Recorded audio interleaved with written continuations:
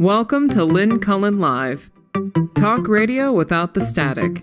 Email your questions and comments to lynncullenshow@gmail.com. And now your host, Lynn Cullen. Here's your host gasping for air. Oh, man. I have this app that tells me what air AQI is, air quality index. I've not seen it this high here. So it's way in the red zone, which is danger. Meanwhile, outside, there are tons of people working, have no water, a pipe burst. All those people are out there. They're not wearing masks. They're breathing that. There's guys doing construction.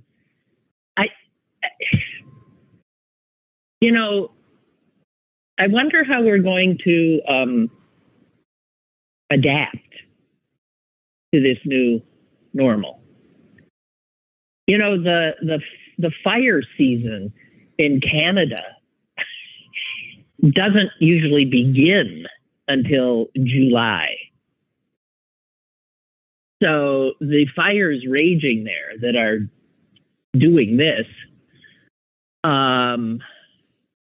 have barely begun and are fully expected to intensify in the next few months.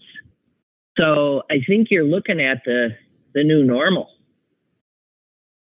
which is the air will kill you. Now, I know Pittsburgh has a history of dealing with killer air, but this is something. And if you're somebody like me with asthma, with respiratory issues, and on top of it, an old fart, wow.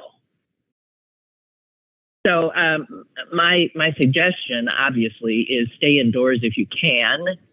And I think employers are going to have to come to terms with this and protect their workers. If people do have to be working outside, they need proper masks. I don't know if those are like really serious masks that employers need to be giving people. There's no way they should. I don't know. And then in the southern U.S., my God, they have malaria now. First cases of malaria in the United States in decades. It's like, it's just pestilence.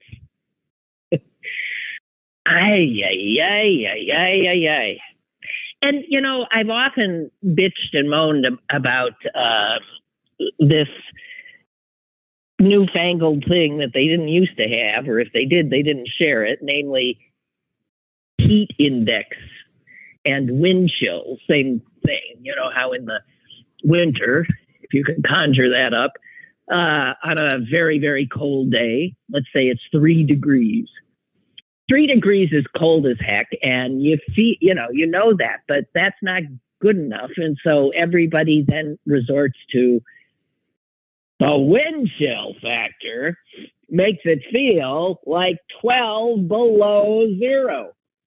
And that's what's remembered, the 12 below zero, which is not the temperature. And I'm seeing that in reporting coming out of the scorching southern United States, that some of the numbers you're seeing, you got to look carefully. Is that the real temperature? Is that the heat index? When you see those 118 degrees, odds are that's the heat index, and odds are the temperature is hellish as well.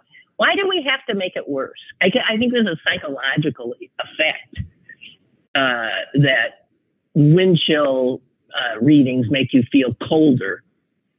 They say wind chills are about how it actually feels. I think it exacerbates the feeling of cold, as the heat index does. And then I just noted another index that now I nervously watch, the air quality index, seeing if I can breathe. And I'm not doing very well today. I'm getting pretty close to using my so-called rescue inhaler. As yike! And I got no water. I went to wash my hands just to, because you do that without thinking. You want water? We have water. No, we don't. Nothing there. They tell me it might not be there all day. Wonderful. Okay, so that's all. Those are all my complaints. I feel for the folks that are having to be out in this. I really do think that employers need to take this, again, seriously. OSHA needs to start thinking, more regulations, more rules. Yeah, because employers are not to be trusted to do the right thing by their employees and all the people that have to work outdoors in what is literally dangerous air. Oh, God. So, speaking of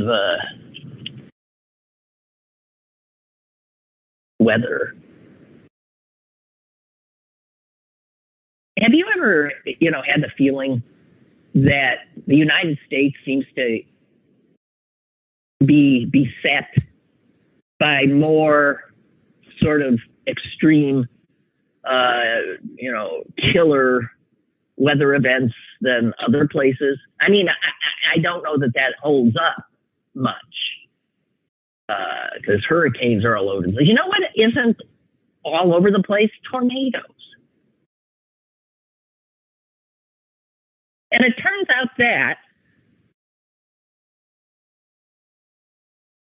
extreme weather, tornadoes, but even hurricanes, flooding, blizzards, droughts are more powerful and frequent in the United States than in any other country. How did we get so honored? How did we get so exclusive in this regard? Well, it's our geography. Obviously. The fact that we are bookended by two huge oceans and the Gulf of Mexico at our south, that we have a lot of desert areas that are in fact densely populated. We have these huge air masses that tend to come together from north and south, sometimes east and west, over our expanse. And that sets off, of course, a lot of the extreme weather, the heat dome that is plaguing the south right now and starting to head up further north. I mean, I was thinking, what the heck? I mean, I'm going off to the Midwest tomorrow, and the heat index in Chicago yesterday did it hit 200? I mean, it's totally red zone. Now, I've been looking, and it's coming down there. Green Bay also had the worst air in its history. So there's no escaping this stuff. And I just want to say to the folks who are climate change deniers,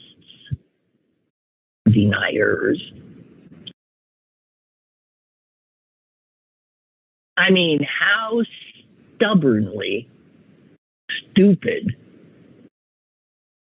can you be? I was also thinking that the right wing of our political spectrum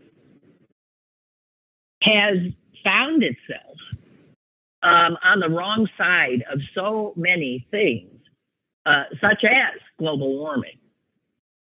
That's supposed to be a hoax. Some hoax. Don't they get sick of being wrong? Or don't they ever acknowledge that time after time after time they are on the wrong side of history? That they are a drag whenever somebody wants to, God forbid, do something proactive about a looming threat. There's something else.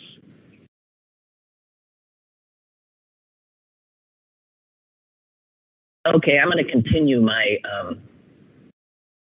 cleanup that I started with Susan yesterday. Stuff I have here and I want to talk to you about. Can we stick with the Supreme Court a little bit here? Now, I know they surprised us again yesterday. Thank God. My Lord.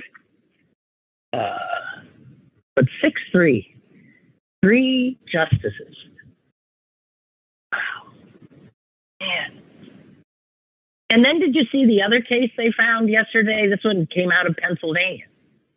Are you aware of this one? And this has an odd breakdown in the court that I want to point out. But the justices yesterday also gave a thumbs up to a Pennsylvania law that is the only one of its kind in the nation. No other state has a law like this, which is, I suspect, why it found its way in front of the Supreme Court, because some folks didn't like that law. But the Supreme Court has said is okay. And the weird law, singular law, is that any corporation, it turns out, that does business in the state of Pennsylvania understands that as a condition of being able to operate in Pennsylvania,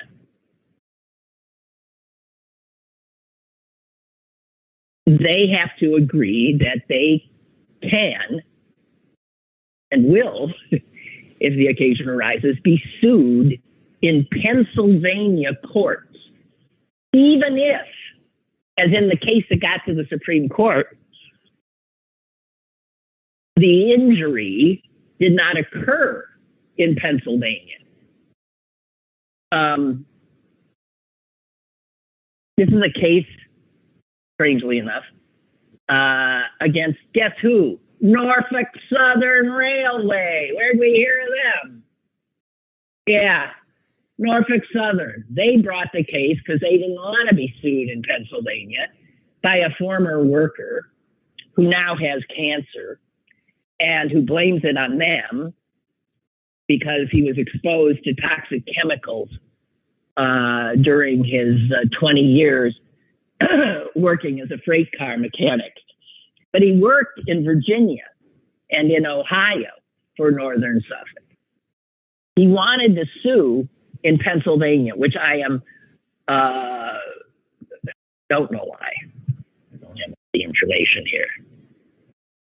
And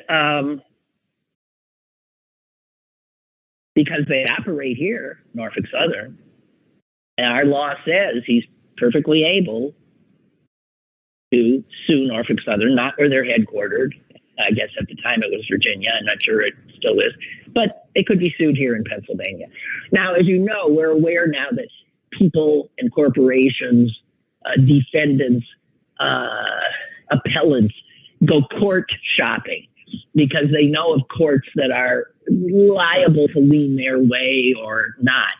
And so this law is something that corporations don't like, this Pennsylvania law. And the fact is now the Supreme Court has said that this law is perfectly kosher. You can bet other states are going to enact similar laws. And what this does is it gives an injured party more possibilities, more choices of where to bring suit. If you're suing a big corporation. So this does empower little people, like the guy who brought the original suit, Robert Mallory. And he's now won at the Supreme Court. And Pennsylvania has won at the Supreme Court. What I wanted to point out was that this was a close ruling. It was 5-4. And when we see 5-4 with this court, we think we can probably pretty well name, okay, I bet you I know who the 5 were, and I know who the 4. Well, you know, the swing vote is not necessarily known. But no, the people voting against, the justices who voted against Pennsylvania's law are a strange mix. In dissent, Amy Coney Barrett, Chief Justice John Roberts, Elena Kagan, and Brett Kavanaugh. Now, that means that the people who voted for it were Clarence Thomas joining Sonia Sotomayor, joining Jackson, I mean, it's an odd and elite. It's an odd mix. Just pointing it out.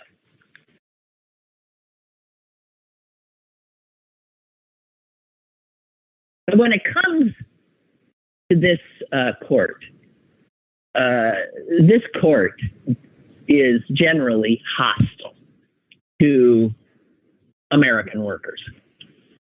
And there was a really good piece by Jamel Bowie on that subject. And I want to just share some of it with you because it's good to keep in mind, even though this strange Pennsylvania case yesterday sort of goes against the grain of this op-ed. But he says it is difficult to overstate the hostility of this Roberts Court to organized labor and to the rights of American workers. And then he just starts delineating the anti-worker cases that this court is responsible for.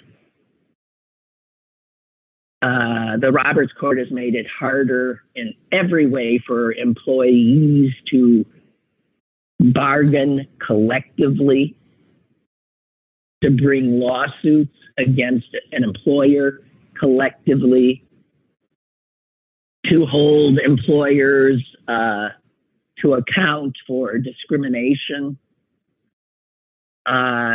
This court ended the ability of public sector unions to require that non-members pay dues, seeing as they benefit from the union as well. And it struck down a California law that allowed unions to recruit workers on the property of agricultural employers. In other words, allows somebody trying to organize farm workers, let's say, to actually go into a field. Can't do it. So in any time some conflict comes up between an employer and a group of workers, the Roberts Court almost always goes with the employer. And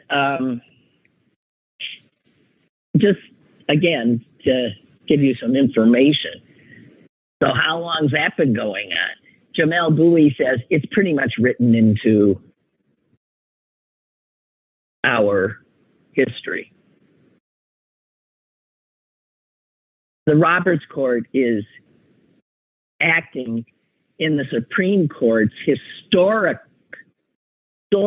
capacity as an agent for capital. Whoa. I never thought of the Supreme Court that way. But if you do start to think of it that way, it tends to make sense. The Supreme Court, as the historical protector of American capital. He goes on to say, at times the court has taken an expansive view of the civil and political rights of the American people, but it has rarely been a friend to the right of workers to organize and to act in their own interests. Rare throughout the Supreme Court's history. In other words, the Supreme Court, he says, is first and foremost the leading defender of property within our political order. And how could it be otherwise? Because the Constitution itself was written in part to protect the rights of property.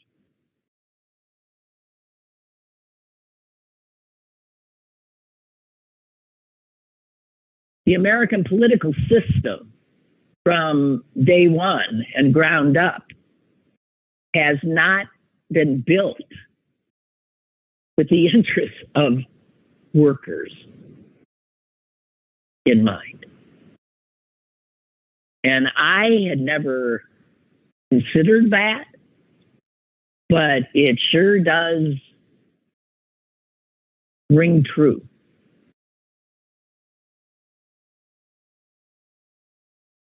Don't look to the Supreme Court to help American workers. Don't ever look to the Supreme Court. And when it comes to this court, don't look for them to protect our environment. Because the Roberts Court is, and again, the decisions have come with such a numbing regularity that we cease to pay attention. But my God, they've eviscerated the Clean Water Act, the Clean Air Act. They have. I mentioned the Voting Rights Act. Yeah, they have. That's what this court has busily been doing. So before we get too excited about a few recent decisions, they'll probably do an affirmative action today or tomorrow. Yeah. Listen to this, showing you how far Republicans in this court have come from just the understanding that the natural world requires our attention and care. I'm going to do a quote from a Republican senator, okay? But the year is 1972. And this shows how far gone the GOP has. As I have talked with thousands of Tennesseans, I have found that the kind of natural environment we bequeath to our children and grandchildren is of paramount importance. If we cannot swim in our lakes and rivers, if we cannot breathe the air God has given us, what other comforts can life offer? That's Republican Senator from Tennessee, Howard Baker, who voted for the Clean Water Act, as did so many other Republicans. But the court now has really significantly limited the law. It's told the Environmental Protection Agency that it does not, in fact, have the right to regulate the discharge of pollution into wetlands.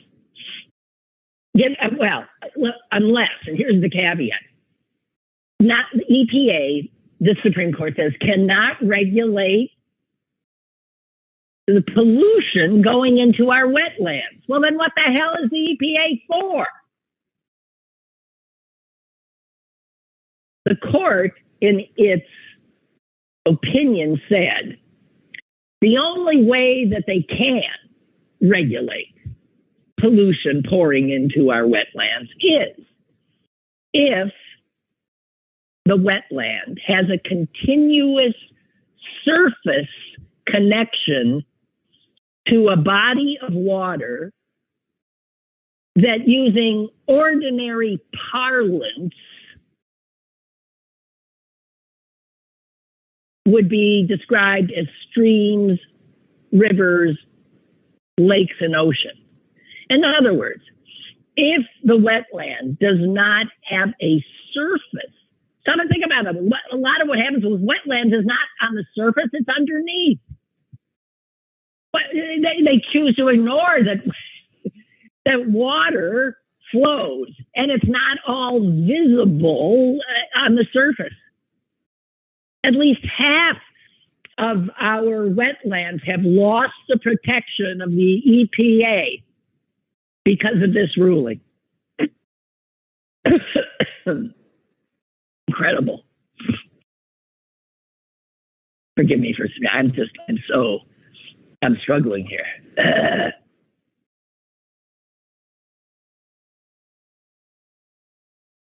Water flows downhill, right? And there's no way we can protect our rivers, our lakes, our streams, unless we protect the headwaters that feed them. And those headwaters are often wetlands and small streams. And if you don't protect all of that, give it up. These guys are supposed to be geniuses, huh? These smart, go to Harvard, they all went to Yale, they're extremely well educated.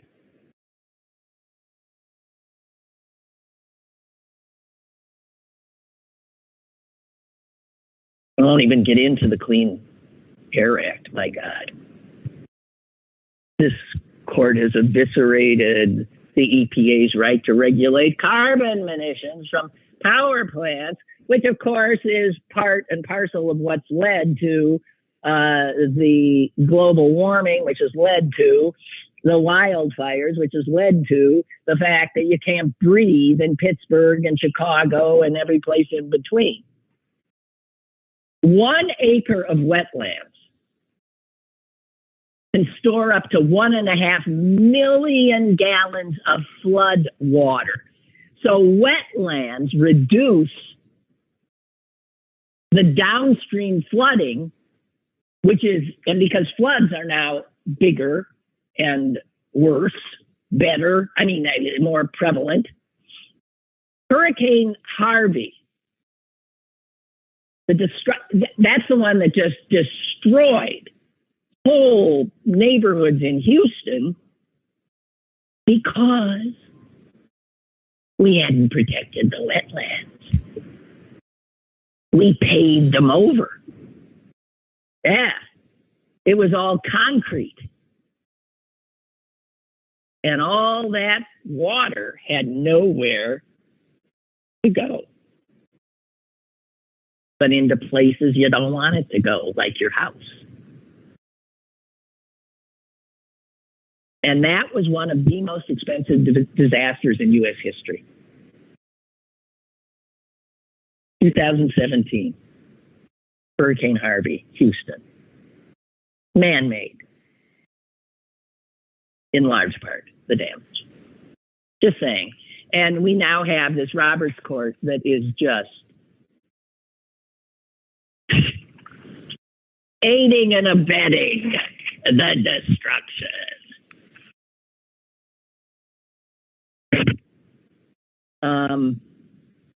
Hang on, I gotta get my bearings. Okay. I watched a movie for the second time the other night, and I did it because I had seen it mentioned in an obituary, and I had thought, that was a good movie, I think. And sure enough, it was. It's a period piece, if you like that. It's A Room with a View, one of those Merchant Ivory films from 1986. And in fact, it is because this actor who was the lead in it, it's an incredible cast. But the actor who played the young romantic lead was Julian Sands. And I couldn't quite think of who he was or place him. So I watched again. And his is the body, the remains that have been found in the California mountains. And it was known he had perished, obviously. He went hiking. Where he always went hiking. He lived near there, and he loved this Mount Baldy. And he hundreds of times had hiked those mountains. And he said he especially liked doing it in the winter because it was a lot more challenging and interesting. And he died there.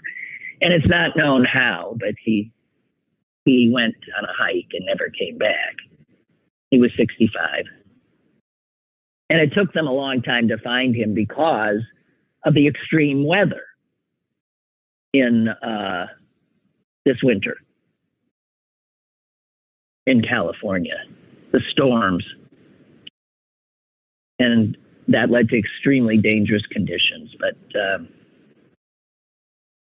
I have to say he's wonderful in that movie. And if you're looking for a literate, everyone's in it. Let me think. Who are those two wonderful English actresses?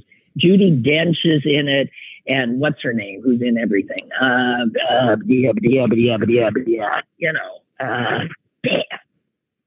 You know her. She's in it too. Oh, and Helena Bonham Carter. It's really lovely. Anyway, he was excellent in it, and there's male nudity in it. This is an unusual in that. So 1986, it was made. It's unusual in that there was male nudity, but no female nudity, and that is, I think, a rarity. Usually, if someone's getting naked, it's the women in a movie, right? So all the men who make them can ogle. But this movie, it's male nudity.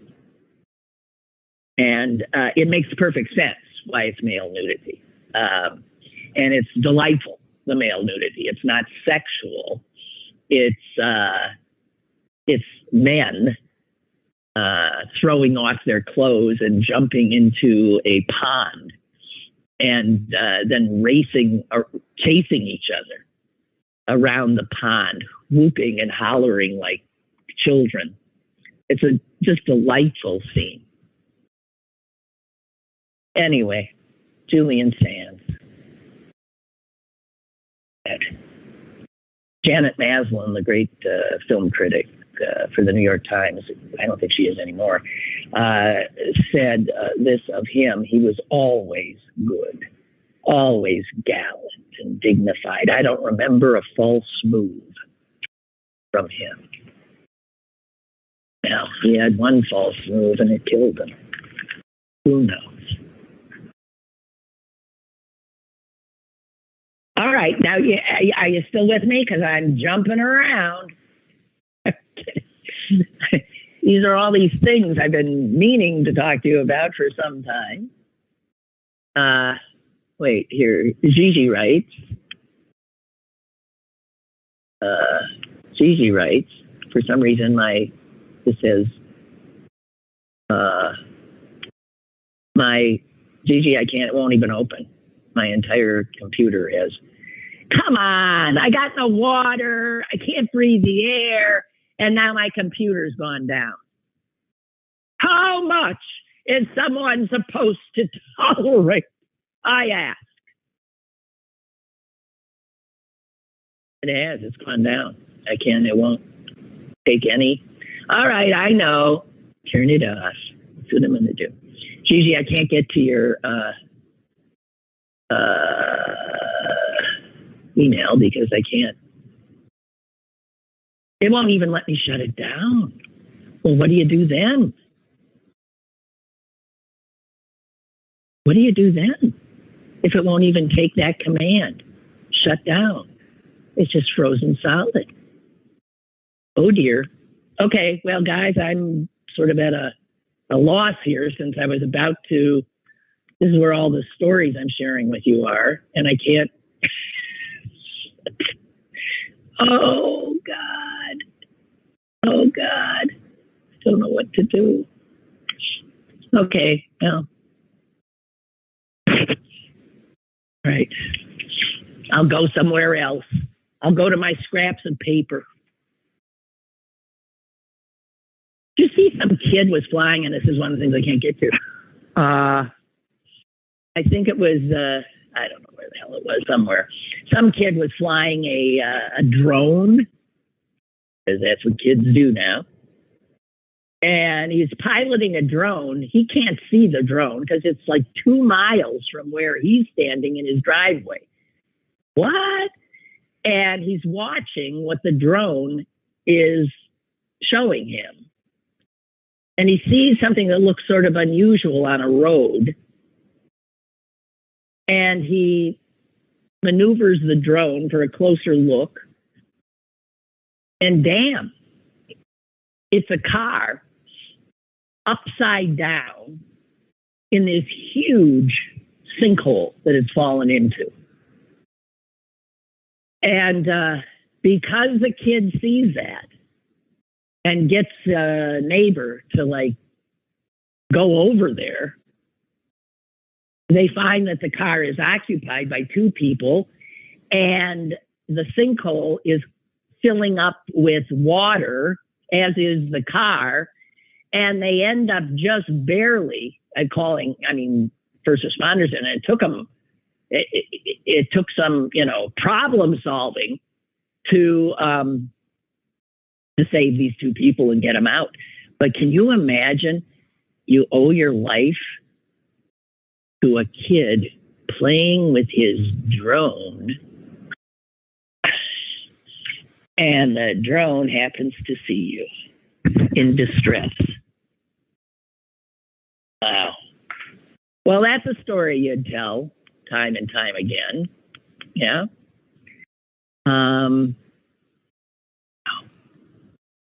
No, my computer's just gone. Sorry. Wow.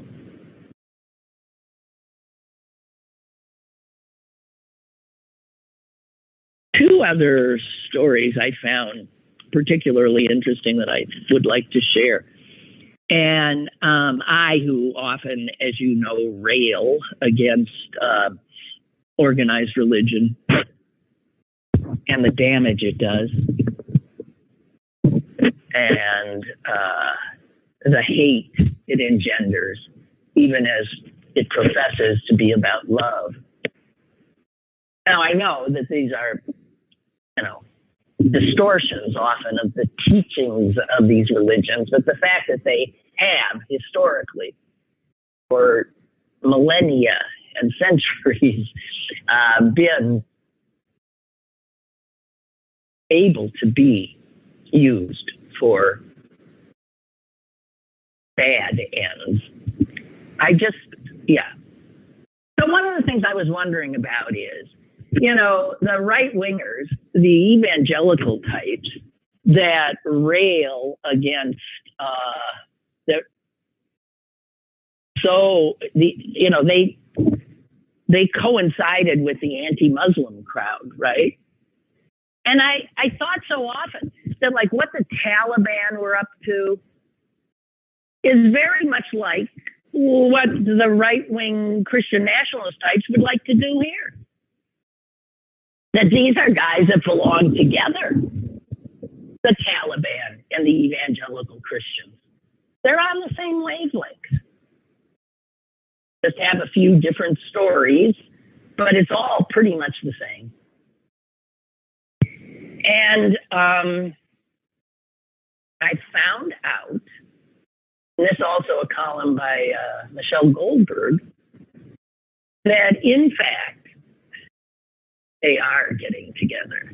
I'm not saying the Taliban, but I am saying real conservative Christians and real conservative Muslims, and I'd throw in real conservative Orthodox Jews as well, because all three share this need to control women, right? And in fact, to control just about everybody and everything.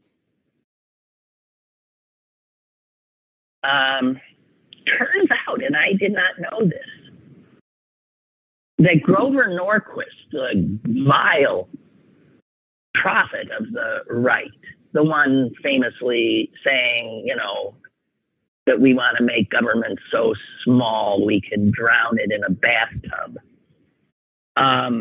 Grover Norquist has for decades been doing outreach efforts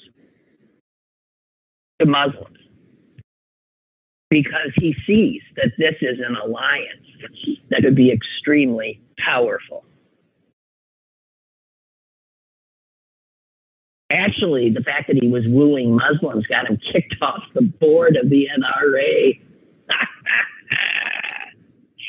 But a lot of others are starting to warm up to the idea. And the thing is,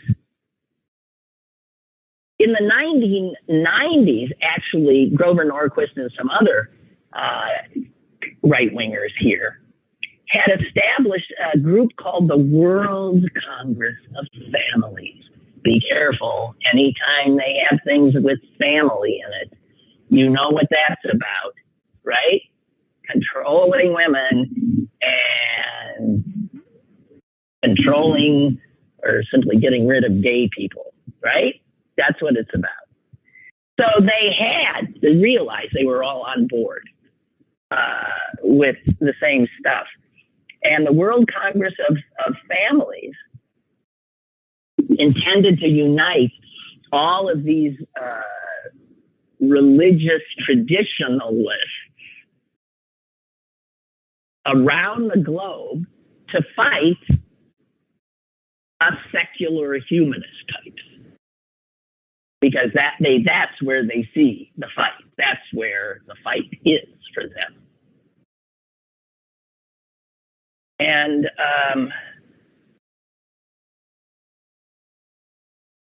little by little, you're starting to see, if you watch Fox News, which I don't think you do, Laura Ingraham has done some very sympathetic segments about Muslim parents who want their kids to be exempt from reading LGBTQ materials in their schools. And the Gateway Pundit, which is a totally whacked out right-wing entity, recently celebrated the city council of this small city in Michigan that, Michigan has just tons of Muslims in it. And it is an all-Muslim city council in Hamtramck. I don't know how to pronounce this, Michigan.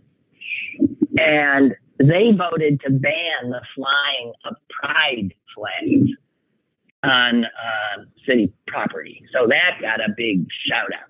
So you can see that these are not strange bedfellows. And this piece also speaks of potlucks being held in Virginia, where Muslim parents and Christian parents speak to each other about how much they have in common. And what they have in common is their shared fear and loathing of a whole bunch of other people. So it makes sense. Shouldn't be blindsided when you start seeing this coalition start to build. Muslims and Christian nationalists.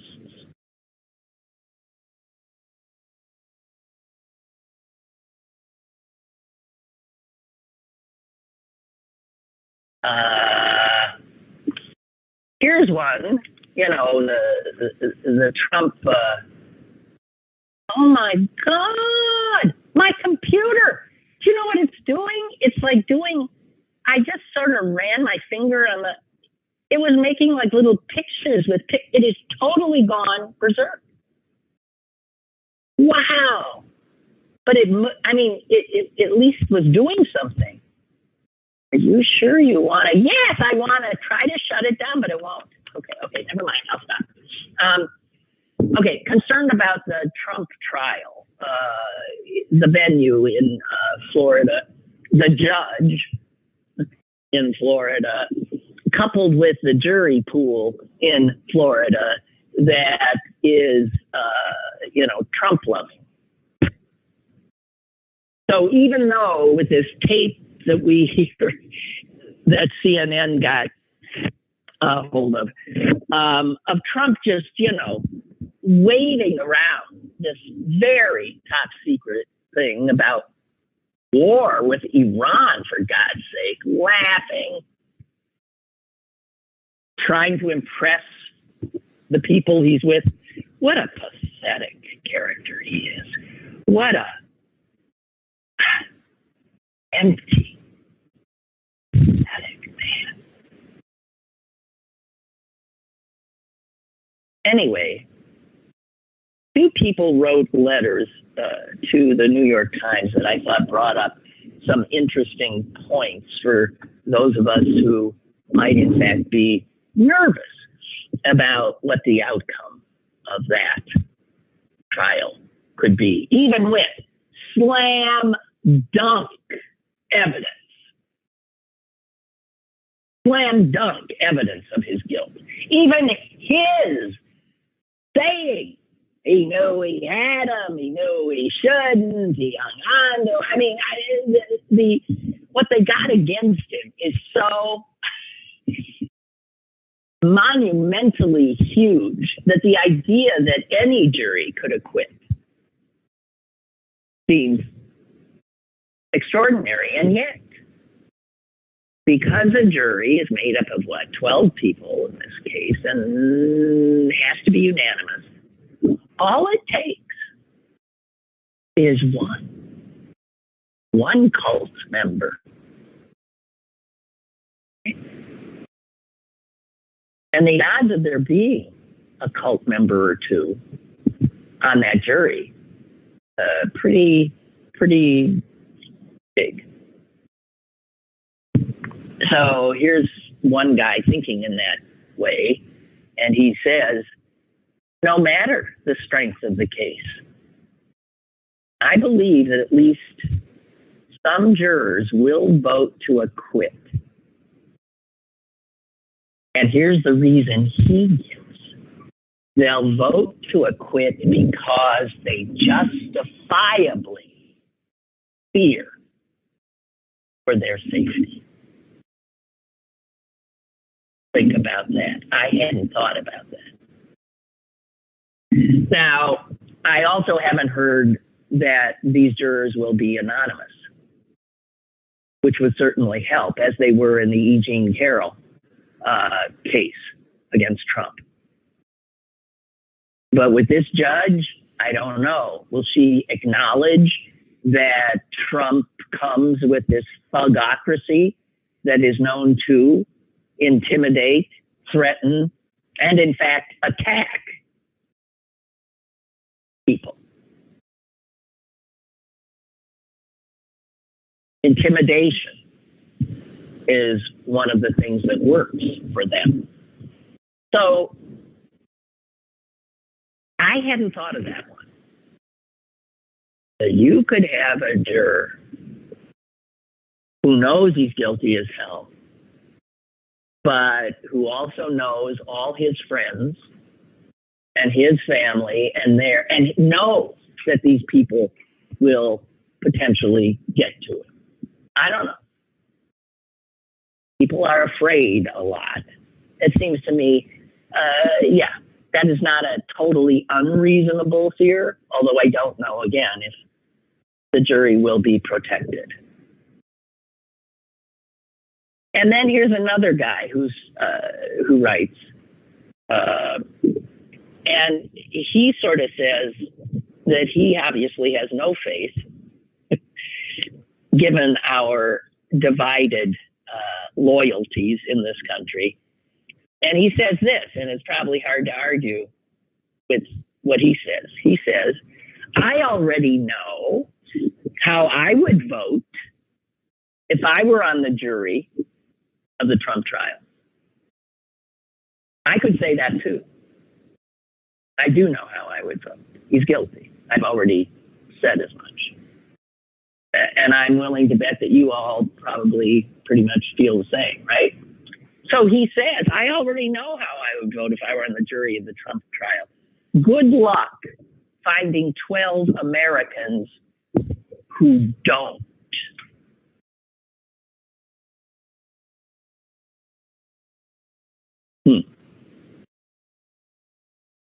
He's suggesting no matter what the evidence says, the jurors who are cult members already know how they're voting. So, wow.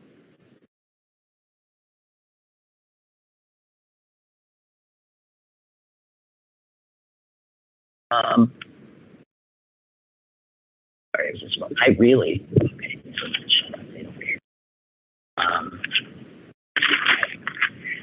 I mean, I really don't know what to do. They say that if your computer is frozen or that you turn it off, right?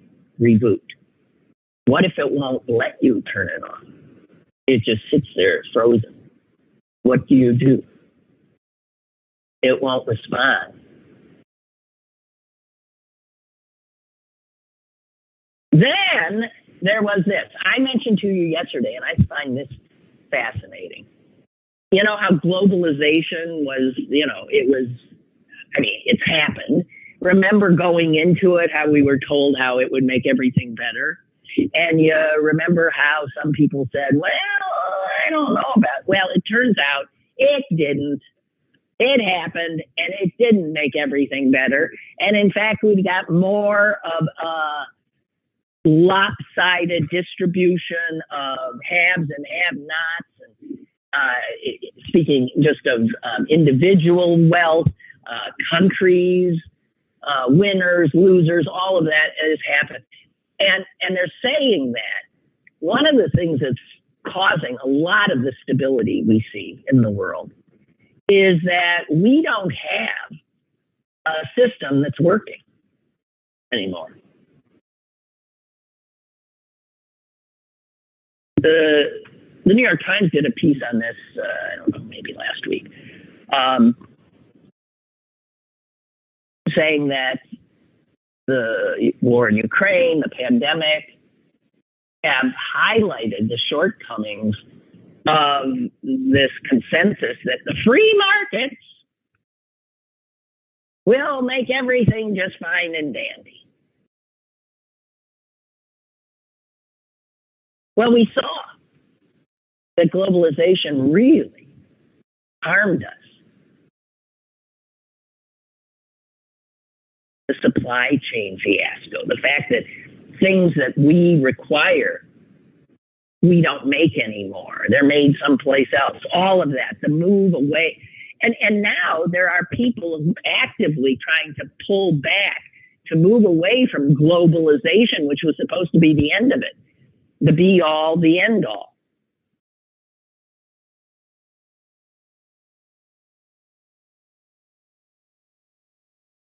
It was thought that a world where money and products and information, just crisscross the globe, that alone would just sweep away a lot of old conflicts, and it would sweep away autocracy. That's what we thought.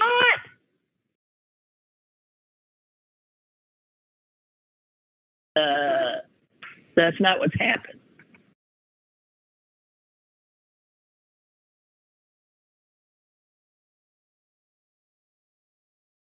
Okay. I'm sorry, I'm being told I have a caller. Go ahead. Hello, Lynn Cullen Live. Are you there? Oh, yes. Hi, Lynn Cullen Live. Kind of. Real, yeah, go ahead. Okay, real quick. You're using Apple Mac, right? Yes. Okay, is it a laptop or a desktop? A laptop. Okay, you're going to have to do what they call a forced shutdown reboot. You just hold the power switch down and hold it down till the computer goes blank, and then leave it blank for like a minute or so, and then turn it on again. It did. I wasn't holding it. God bless you. It did. Okay. It went blank. I wasn't holding All right, it down I'll let you enough. go. Hey, safe travels, and watch for falling rocks. Okay. No, I'll talk to you when you get back. Okay, goodbye, you. Bye. Thank you. Oh, God bless you. I think it was watch for fallen rocks, right? That was the sign I saw. It's like, yeah, and then I'll watch them, and then whatever. Okay. Anyway, so we lost tons of jobs. Anyway, this article is about capitalism ain't the be-all and end-all. The central fallacy in our thinking has been to assume that the markets always allocate capital efficiently and productively. Bullshit. Here's an economist at the University of Massachusetts. Financial globalization was supposed to usher in an era of robust growth and fiscal stability in the developing world. It ended up doing the exact opposite.